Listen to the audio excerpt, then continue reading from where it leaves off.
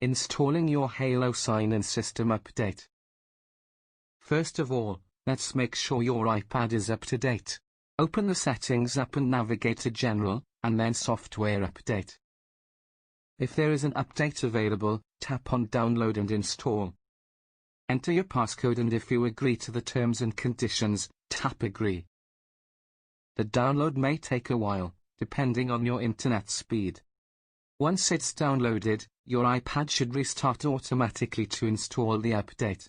If it doesn't, you may have to tap Install Now. Once the update is complete, the iPad will turn back on. If you return to Settings, General, Software Update, you will see this screen. Now that the iPad is up to date, find and open the App Store app. Tap the little icon of a person in the top right corner. Now tap on Purchased. You should see FileMaker Go 19 at the top of the list. Tap the cloud icon to download it. Once it's downloaded, press the Home button to close the App Store app. Now navigate to the Files app on your iPad. You should see a FileMaker app like this, and the date should be very recent. If you see two apps like this, tap on the newest one.